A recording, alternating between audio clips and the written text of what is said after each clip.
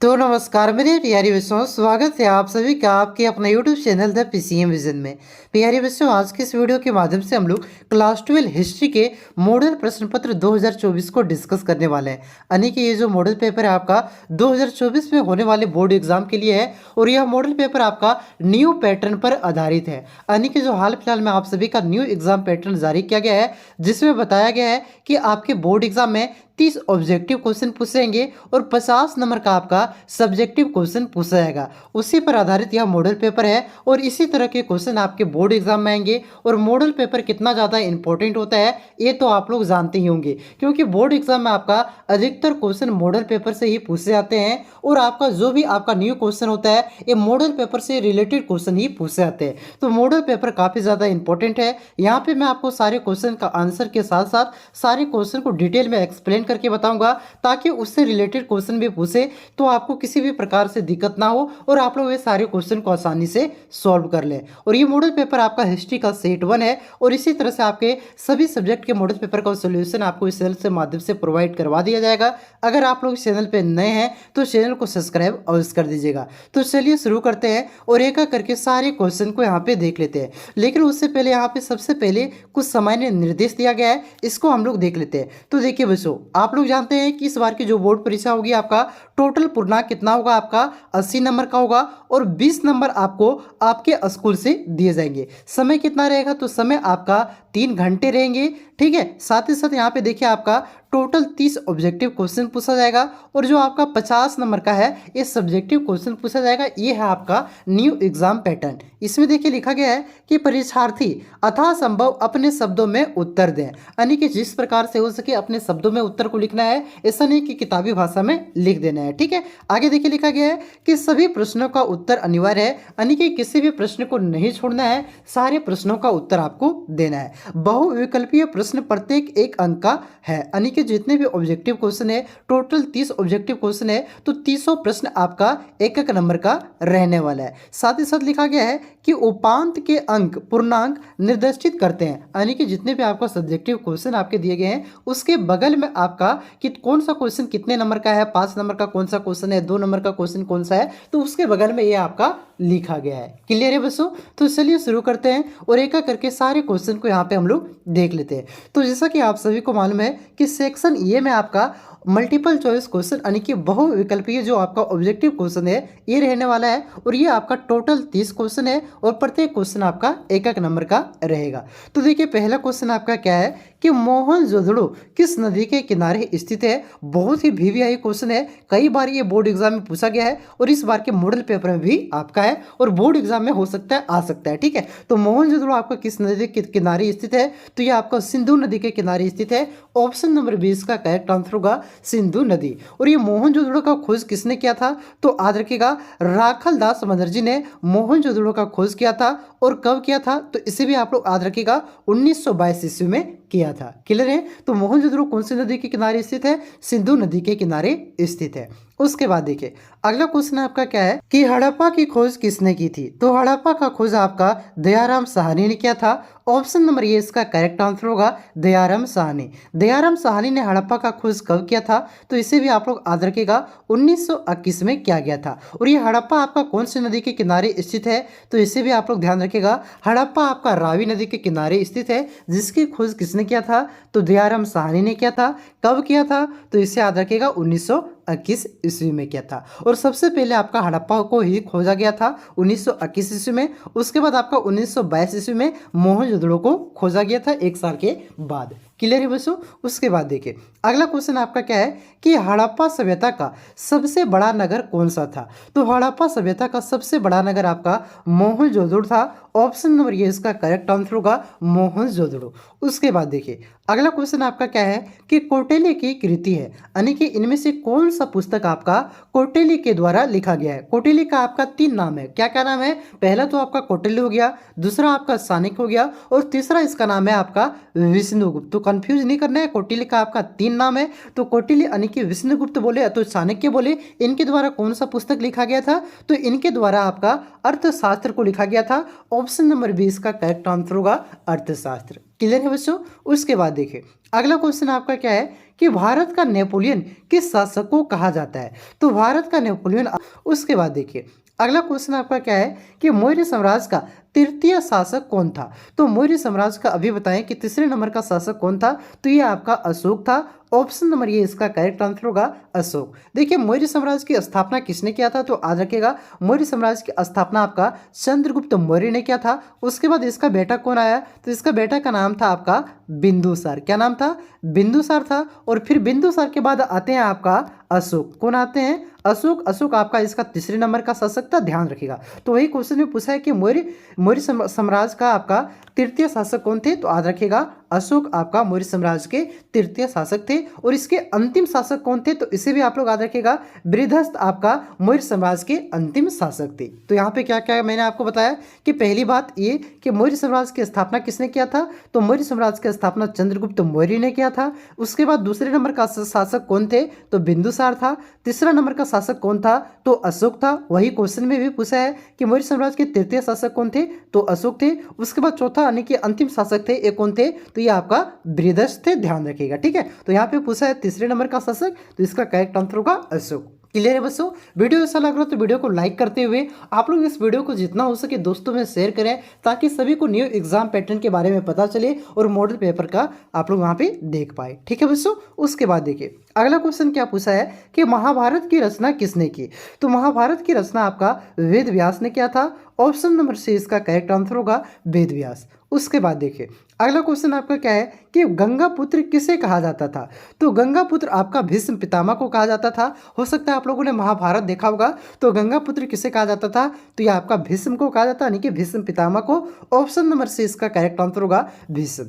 उसके बाद देखिए अगला क्वेश्चन आपका क्या है कि महात्मा बुद्ध को ज्ञान की प्राप्ति कहाँ हुई। तो महात्मा बुद्ध को ज्ञान की प्राप्ति यह आपका बोध गया में हुआ था। ऑप्शन नंबर 20 का करेक्ट आंसर होगा बोध गया। और बोध गया में कौन से वृक्ष के नीचे महात्मा बुद्ध को ज्ञान की प्राप्ति हुई थी।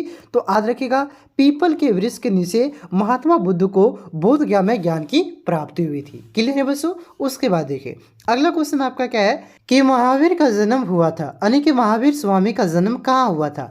तो महावीर स्वामी का जन्म आपका वैशाली के कुंडल वन में हुआ था। ऑप्शन नंबर सी इसका करेक्ट आंसर होगा कुंडल वन में। और ये महावीर स्वामी की मृत्यु कहाँ पे हुई थी। तो इसे भी आप लोग याद रखिएगा महावीर स्वामी का मृत्यु आपका पावापुरी में हुआ था। कहाँ पे। तो पावापुरी में हुआ था। इसे भी आप लोग ध्यान रखिएगा। ठीक है। उसके बाद देखिए अगला क्वेश्चन आपका क्या है कि आईने अकबरी किसने लिखा यानी कि आईने अकबरी पुस्तक जो आपका है इसकी रचना किसने किया है। तो आईने अकबरी की रचना आपका अबुल फजल ने किया था। ऑप्शन नंबर सी इसका करेक्ट आंसर होगा अबुल फजल। और आईने अकबरी के टोटल कितने भाग हैं। तो इसे भी आप लोग याद रखिएगा आईने अकबरी के टोटल आपके 5 भाग है। और ये क्वेश्चन आपका प्रीवियस ईयर 2023 में जो बोर्ड एग्जाम हुआ था उसमें पूछा जा चुका है और इस बार भी आपके पूछे जाने की संभावना है। ठीक है। चलिए अगला क्वेश्चन देखिए आपका क्या है कि तंबाकू का सेवन सर्वप्रथम किस मुगल सम्राट ने किया था। तो तंबाकू का सेवन सर्वप्रथम किस मुगल सम्राट ने किया था। तो ये आपका अकबर ने किया था यानी कि अकबर ने पहली बार तंबाकू को खाया था।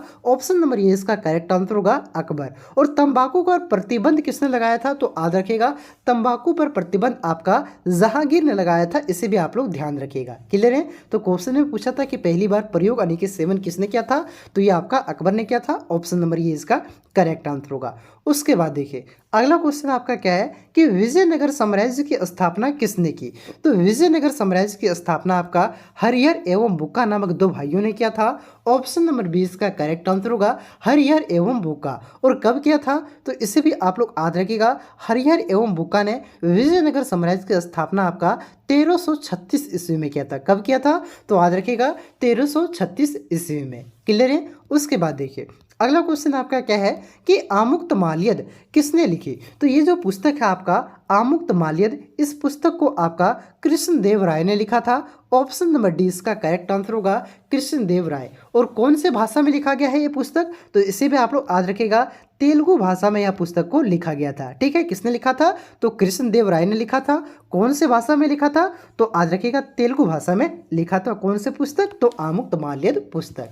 क्लियर है। उसके बाद देखिए अगला क्वेश्चन आपका क्या है कि प्रसिद्ध विरूपाक्ष मंदिर कहाँ स्थित है। तो ये जो आपका प्रसिद्ध विरूपाक्ष का मंदिर है ये आपका कहाँ पर स्थित है, तो ये आपका हम्पी में स्थित है। ऑप्शन नंबर ये इसका करेक्ट आंसर होगा हम्पी। उसके बाद देखिए अगला क्वेश्चन आपका क्या है कि ख्वाजा मुइजुद्दीन चिश्ती की दरगाह कहाँ है।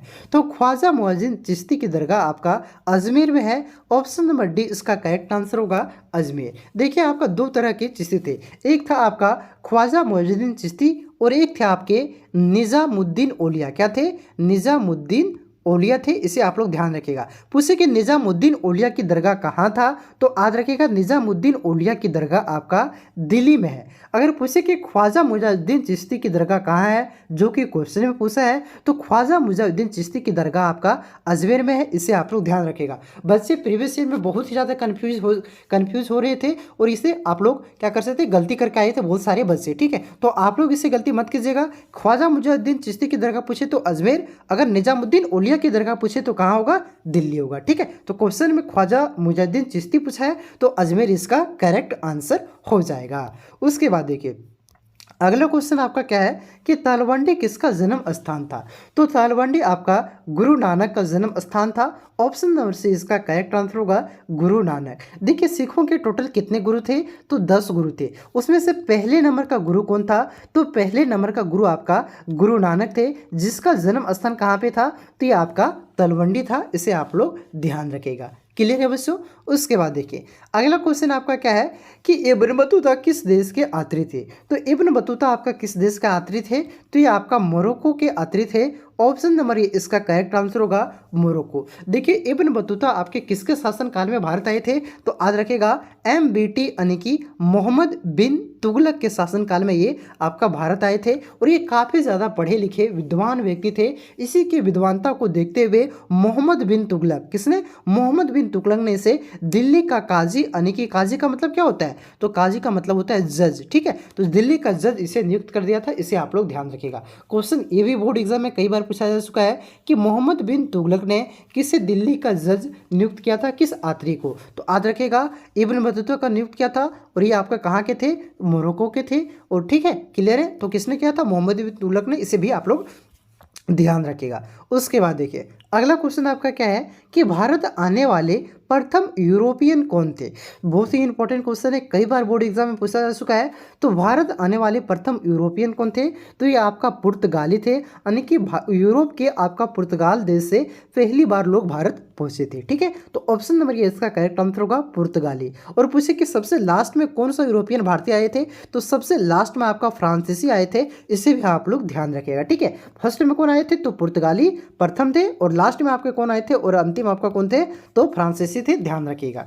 उसके बाद देखिए अगला क्वेश्चन आपका क्या है कि अस्थाई बंदोबस्त संबंधित था, यानी कि अस्थाई बंदोबस्त कौन से गवर्नर जनरल से संबंधित था, तो ये आपका लॉर्ड कर्नवालिस से संबंधित है। ऑप्शन नंबर से इसका करेक्ट आंसर होगा लॉर्ड कर्नवालिस। और याद रखिएगा लॉर्ड कर्नवालिस ने ये आपका 1793 में, कब, 1793 में अस्थाई बंदोबस्त को लागू किया था। इसे आप लोग ध्यान रखिएगा। ठीक है, तो किससे संबंधित है, लॉर्ड कर्नवालिस ने से संबंधित है, जिसने 1793 ईस्वी में आपका बंगाल में आपका अस्थाई बंदोबस्त को लागू किया था। और अस्थाई बंदोबस्त को आपका कर्नवालिस ने लागू किया था। इस वजह से कर्नवालिस कोड के नाम से भी जाना जाता है। ध्यान रखिएगा। उसके बाद देखिए अगला क्वेश्चन आपका क्या है कि 1857 की क्रांति आरंभ हुई थी। तो 1857 की क्रांति कब आरंभ हुआ था, तो याद रखिएगा 10 मई को आरंभ हुआ था। कब आरंभ हुआ था, तो 10 मई को आरंभ हुआ था। ऑप्शन नंबर ये इसका करेक्ट आंसर होगा 10 मई। और कहाँ से 1857 की क्रांति आरंभ हुआ था, तो इसे भी आप लोग ध्यान रखिएगा, मेरठ से आरंभ हुआ था। कहाँ से, मेरठ से। ठीक है, चलिए अगला क्वेश्चन देखिए आपका क्या है कि बिहार में 1857 के विद्रोह के प्रमुख नेता था, यानी कि बिहार से जो आपका 1857 की क्रांति हुई थी, ये बिहार से नेतृत्व किसने किया था, तो बिहार से आपका कुंवर सिंह ने नेतृत्व किया था। ऑप्शन नंबर डी इसका करेक्ट आंसर होगा कुंवर सिंह, जो कि आपका 1857 के विद्रोह में बिहार के आपके प्रमुख नेता थे। ठीक है, ऑप्शन नंबर डी इसका करेक्ट आंसर होगा। उसके बाद देखिए अगला क्वेश्चन आपका क्या है कि भारत की राजधानी कोलकाता से दिल्ली स्थानांतरित हुई थी। तो जो भारत की राजधानी है एक कलकत्ता से दिल्ली कब स्थानांतरित किया गया था? तो ये आपका 1911 में स्थानांतरित किया गया था। ऑप्शन नंबर सी इसका करेक्ट आंसर होगा 1911। देखिए जो भारत की राजधानी है ये सबसे पहले कहाँ थी? तो ये आपका कोलकाता था। ठीक है, पुराना राजधानी कहाँ था? कोलकाता था। फिर कोलकाता से दिल्ली से कब स्थानांतरित किया गया, यानी कि दिल्ली को राजधानी कब बनाया गया था? तो याद रखिएगा 1911 को। क्लियर है? उसके बाद देखिए अगला क्वेश्चन आपका क्या है कि भारत में रेलवे की शुरुआत हुई थी। तो भारत में रेलवे की शुरुआत कब किया गया था? तो भारत में रेलवे की शुरुआत आपका 1853 ईस्वी को किया गया था। ऑप्शन नंबर सी इसका करेक्ट आंसर होगा 1853 ईस्वी। और कहाँ से इसकी शुरुआत की गई थी? तो इसकी शुरुआत आपका मुंबई से थाने तक की गई थी, यानी कि पहली बार जो ट्रेन चली थी एक कहाँ से कहाँ तक चला था? तो याद रखिएगा मुंबई से थाने तक। और शुरुआत कब हुआ था? तो 1853 ईस्वी में। क्लियर है बच्चों? उसके बाद देखिए अगला क्वेश्चन आपका क्या है कि महात्मा गांधी ने पहला किसान आंदोलन कहाँ शुरू किया?